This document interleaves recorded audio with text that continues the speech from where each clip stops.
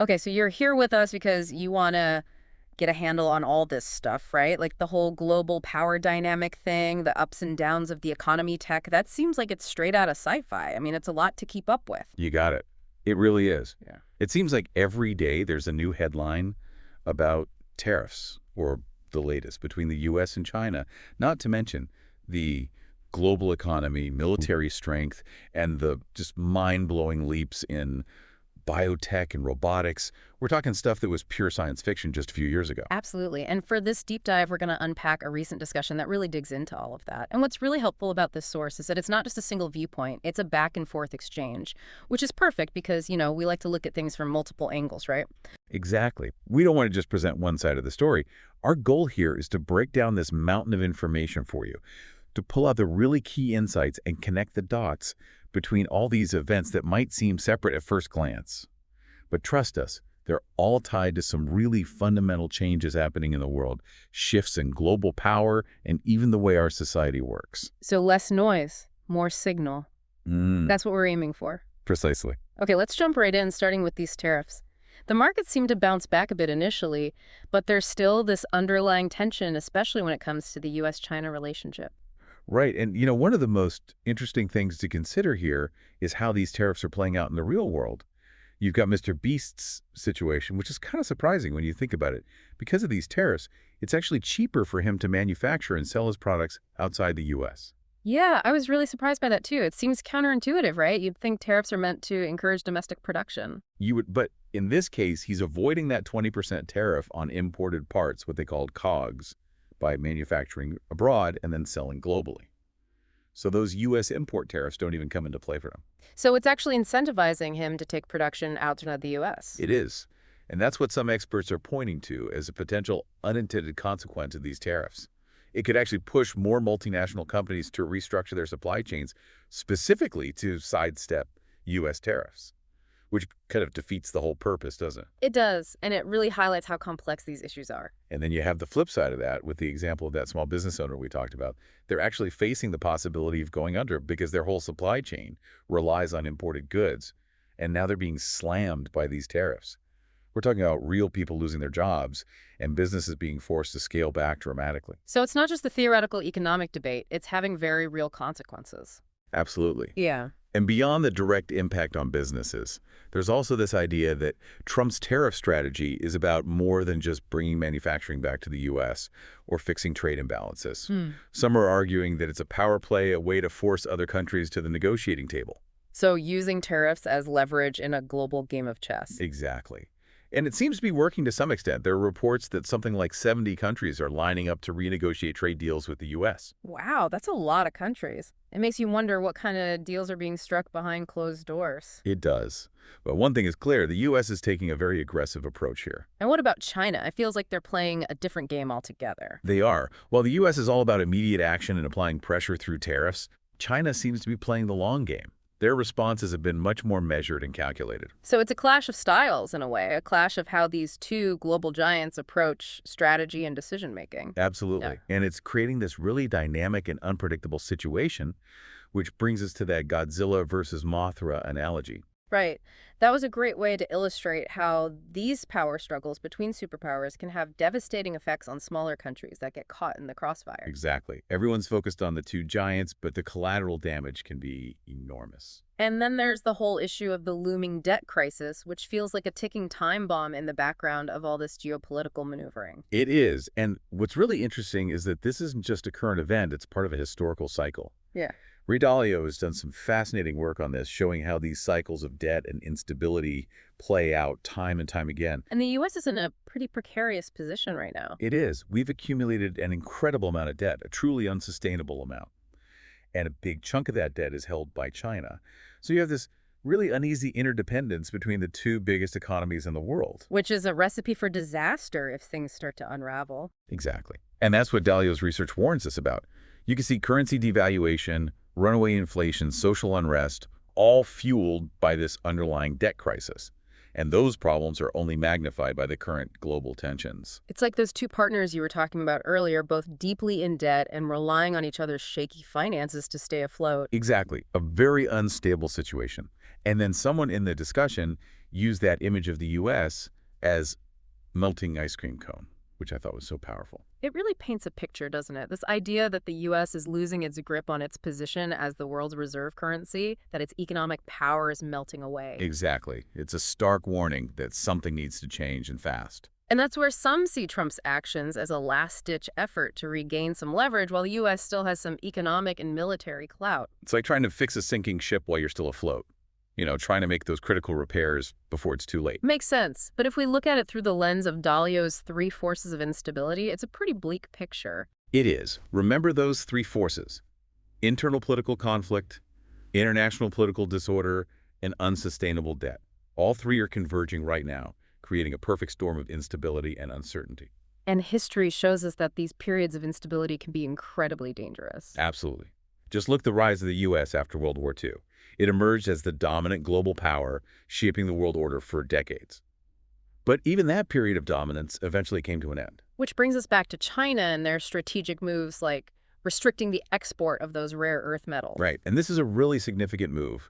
What's interesting is that China isn't just targeting the U.S. with this restriction, they're limiting exports to all countries. So it's not just about punishing the U.S., it's about securing their own strategic advantage. Exactly. They're making sure that those critical resources don't end up in the U.S., even indirectly through trade with other countries. Oh. And it's a smart move. Those rare earth metals are essential for all sorts of industries, from tech to defense, so it gives China a lot of leverage. It does. It also highlights this fundamental difference in how the U.S. and China approach these global challenges. Absolutely. The U.S. tends to be more reactive and short-sighted, while China's playing the long game. They're thinking decades ahead, and they're willing to make sacrifices in the short term to achieve their long-term goals. It's like that analogy they used comparing the U.S. to sexual reproduction and China to monocropping. I love that analogy. Mm-hmm. The U.S., with its democratic system and diverse range of opinions, is like sexual reproduction. It's messy and unpredictable, but it leads to greater adaptability and resilience in the long run. China, with its centralized authoritarian system, is like monocropping. It's efficient and can produce incredible results in the short term, but it's also incredibly vulnerable to disease and disruption. So both approaches have their strengths and weaknesses. They do. And it's too early to say which approach will ultimately be more successful. One area where China seems to be pulling ahead, though, is in energy acquisition. No question about it. They're investing heavily in all forms of energy production, from nuclear to coal to hydro. And they're doing it at a pace that the U.S. simply can't match. And that could have major implications for the future of technology, especially in fields like artificial intelligence, which require massive amounts of energy. Absolutely. If China controls the energy, they control the future. Mm. And then there's their progress in semiconductor manufacturing, which is another potential game changer. Right. We're talking about the chips that power everything from smartphones to supercomputers. Exactly. Yeah. And right now, the U.S. has a significant lead in that area. But China is catching up fast, and some experts predict that they could achieve self-sufficiency in advanced chip production within the next few years. Which would be a huge blow to U.S. technological dominance. It would. And it would make it much harder for the U.S. to use technology embargoes as a weapon against China.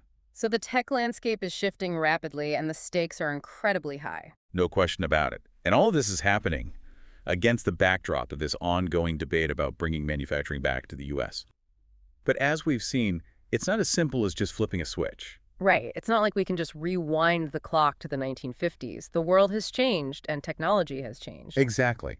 We're not going to see a return to those massive labor-intensive factories of the past. Yeah. The future of manufacturing is automation, robotics, artificial intelligence. We even heard about Tesla's plans to deploy thousands of their Optimus robots in their factories. Right. And that's just one example. This is happening across all industries. Which brings us to that AI-generated meme that went viral, the one comparing American and Chinese factory workers. That meme really struck a nerve, didn't it? It did. It sparked a lot of debate about American work ethic and competitiveness. What was interesting to me was how viscerally people reacted to it. This image of lazy American workers versus super efficient Chinese workers really hit a raw nerve. It seemed to tap into this underlying anxiety about whether America is still capable of competing on the global stage. It felt like a challenge to that core American belief in hard work and the pursuit of excellence. Absolutely. That idea that if you work hard, you can achieve anything that's always been central to the American identity. But now there's this sense that maybe that's not enough anymore, that the world has changed and America needs to step up its game. Which circles back to the importance of economic discipline, right? Well, Living within our means, reducing our reliance on foreign capital, tackling the national debt. those are all essential steps if the U.S. wants to remain a global leader. Hmm. But it's not just about economics. It's about mindset. It's about that willingness to work hard, to innovate, to take risks. It's about recapturing that American spirit that led to so much progress and innovation in the past.